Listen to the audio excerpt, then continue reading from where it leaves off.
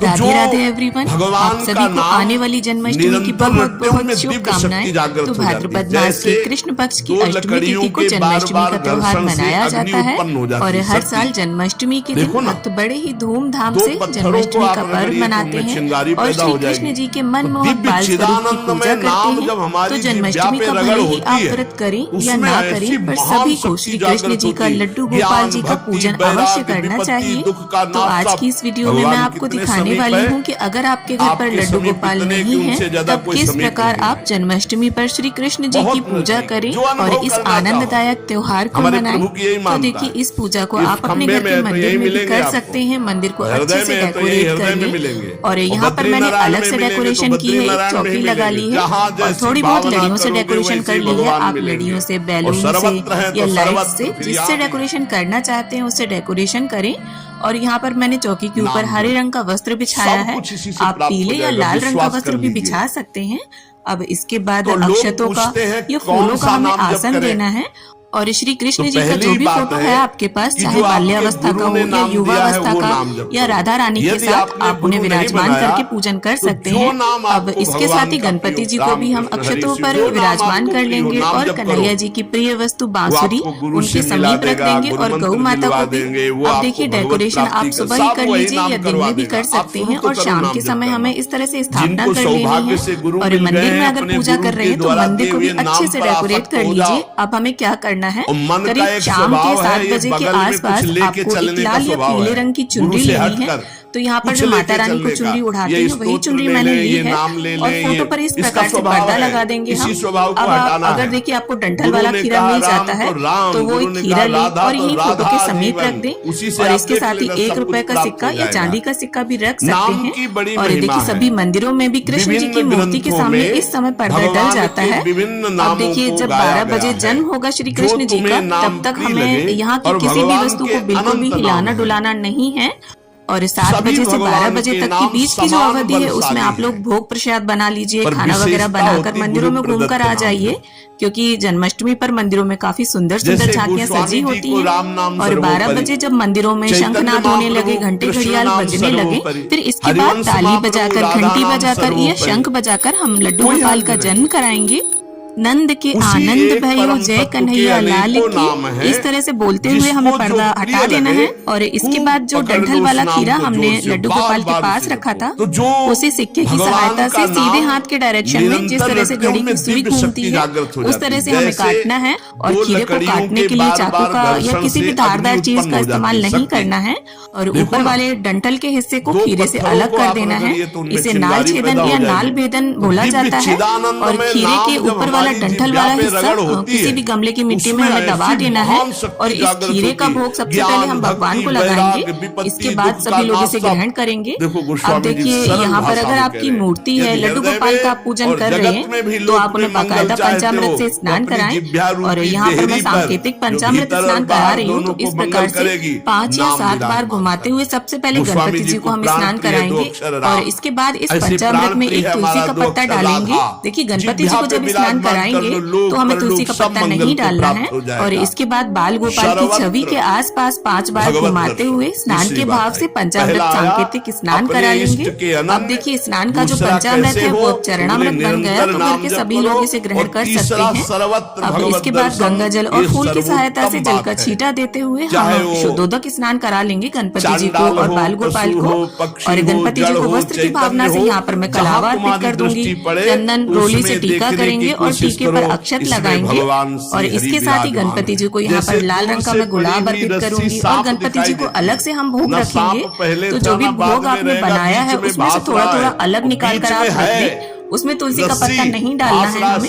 अब यहाँ पर वस्त्र की भावना से बाल गोपाल को भी कलावा अर्पित कर दिया है मैंने, गौ माता को कलावा अर्पित कर दिया है। और जन्म के बाद जिस तरह से बच्चे को सबसे पहले शहद चटाते हैं, उसी तरह हम बाल गोपाल को शहद चटाएंगे और गौ माता को बाल गोपाल को टीका करेंगे, टीके पर अक्षत लगाएंगे और इसके बाद गणपति जी को और बाल गोपाल को इत्र की सेवा प्रदान करेंगे।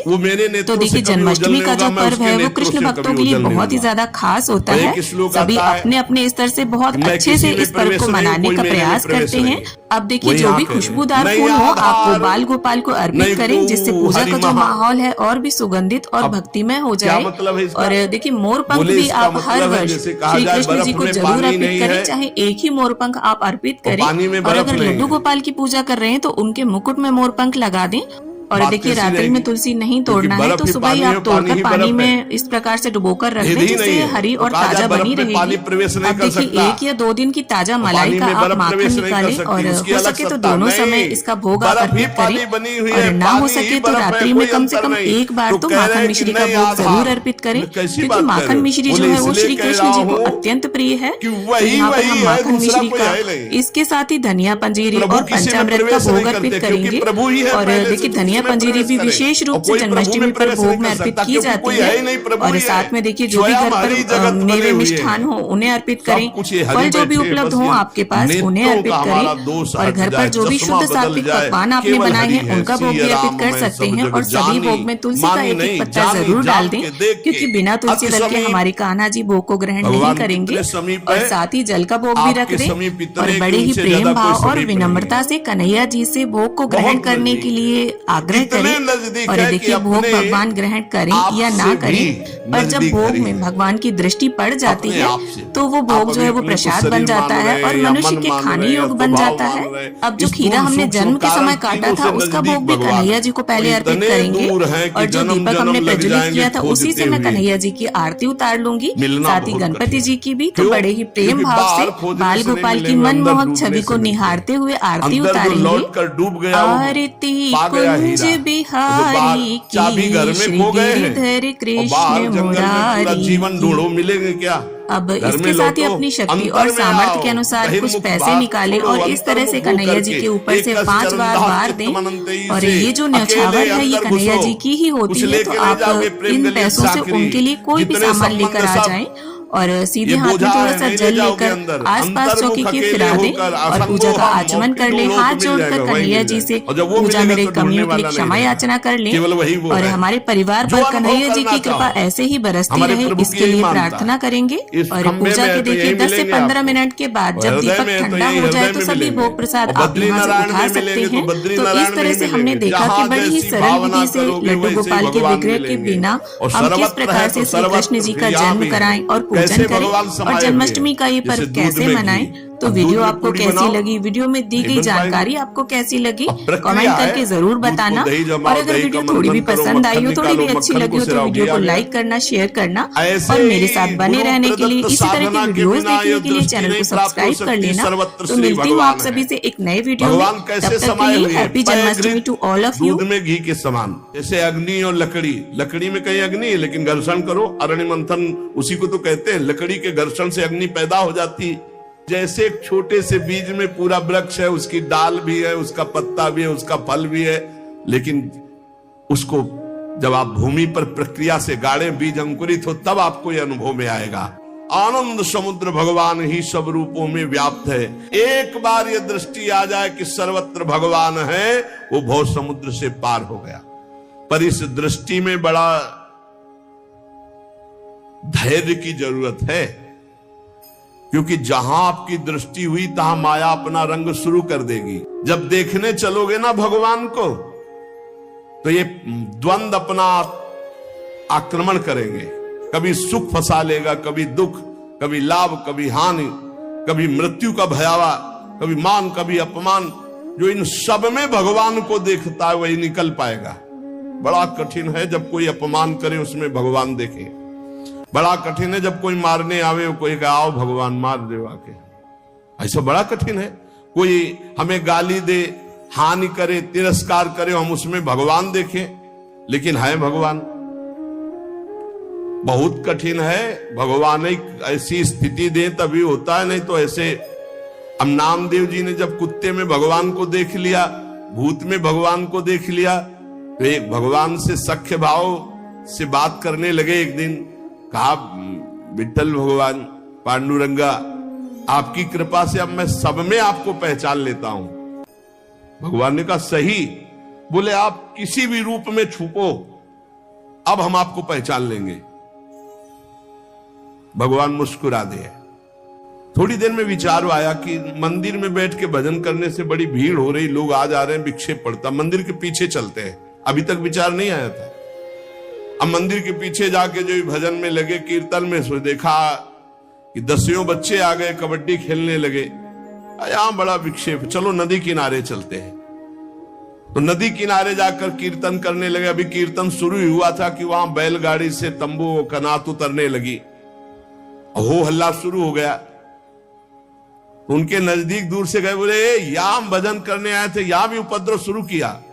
तो उसकी पत्नी गड़ासा लेके निकली, बोले हम भोजन की व्यवस्था भगवान ने कर दी है, मिल गया है, काट के अभी हम बनाते हैं, हम सब लोग खाते हैं। नामदेव जी ने कहा यहां तो मरने वाला प्रोग्राम शुरू हो गया, ये कौन लोग है जो हमें काट के खाएंगे। गड़ासा लेके दौड़ी नामदेव जी की तरफ। पति ने कहा तुम चिंता मत करो, दूसरा गड़ासा लेके वो दौड़े। अब वो नामदेव जी ने भजन तो फिर भी हो जाएगा जो जिंदा रहेंगे, और भागे मंदिर की तरफ। और सांस, और जैसे जैसे भागते पीछे पकड़ पकड़ अब पकड़ा पर। जब नगर में प्रवेश किया तो वहां देखा कि कोई ने, फिर मंदिर में गया, कहा हाँ भगवान ने कहा क्या हो गया। बोले प्रभु ऐसा ऐसा घटना घटी, पता नहीं किस देश के वो लोग थे कि वो कह रहे थे लाओ काट के खाते हैं, और वो दौड़ पड़ी उनकी पत्नी। फिर वही बोले पहचाने नहीं क्या। बोले प्रभु पहचानना क्या है, वहां इतना बड़ा गड़ासा ले। बोले रुक्मिणी जी वो थी और मैं था, और कौन था, और कोई दूसरा थोड़ी था। बोले अगर मैं छुपना चाहूं तो तुम मुझे पहचान। बोले प्रभु प्रभु सोई जाले जी देव जलाई जालत तुम्हें। भगवान ये कभी अहंकार न कर ले कि मैं बड़ा भगत बन चुका हूं, सब में भगवान देखता हूं। ऐसा रूप लेके आएंगे कि समझ ही नहीं पाओगे। मान अपमान, सुख दुख, निंदा स्तुति, जन्म मृत्यु, इसे समान देखने वाला जीवन मुक्त होता है। देखो ये, इस पर हमें समान होना पड़ेगा। द्वंद्व विमुक्ता, सुख दुख संगई। क्या देखना होगा, सभी मेरे प्रभु के खेल हैं, सभी में प्रभु भरे हुए हैं, और प्रभु का पावन स्पर्श हमें प्राप्त हो रहा है। चाहे जैसी परिस्थिति हो, बहुत आनंद रहता है यदि भगवत भाव में रहोगे। जगत भाव में तो कैसे भी रहो दुख ही दुख है, भगवत भाव में बहुत आनंद।